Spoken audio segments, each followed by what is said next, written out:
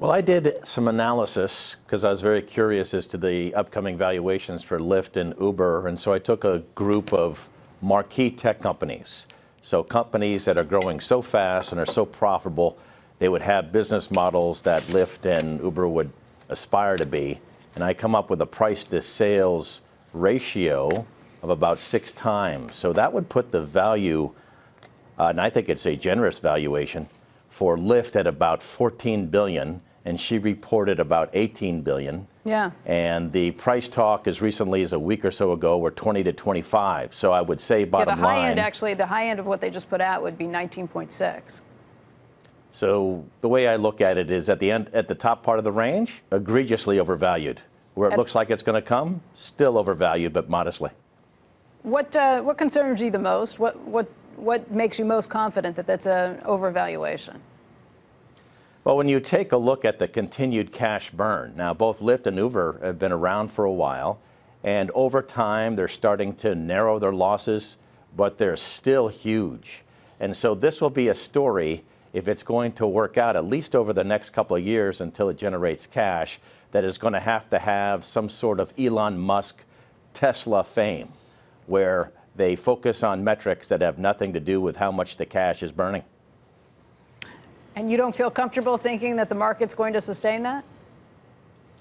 I'm a bit worried about it because with Elon Musk, even though I disagree with what he's doing, do we have the same kind of charismatic, known visionary leader at Lyft that will be able to sustain those valuations, whether you like him or not, with his tweets and other conversations with Wall Street and investors? So if you think Lyft would be overvalued at 18 or 19 billion dollars, what do you think of Uber if it were to come out at 70, 72 billion dollars? So I think Uber at about 70 billion valuation, if you use my same valuation metrics, might be okay, but the price talk as of the last couple of weeks or months have been higher to a 120 to 125 billion dollar valuation. Of course, if that happens, that's just blasphemy. Blasphemy. Oh my God! Blasphemy. Now you're talking. Now you're making it like a religion.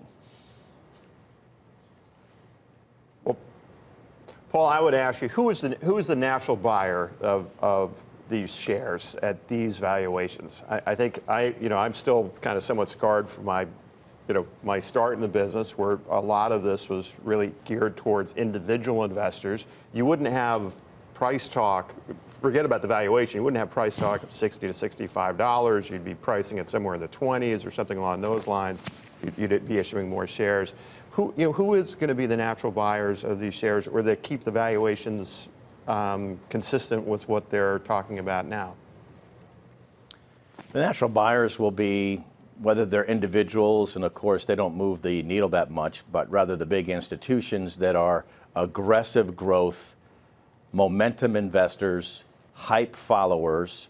You're not going to have anyone that does a model on this company in the most ambitious scenario that is going to come up with a valuation that's going to be even close to where they hope the stock goes over time. But of course, out there, particularly in this media-driven world, there are some folks that will support that kind of a name.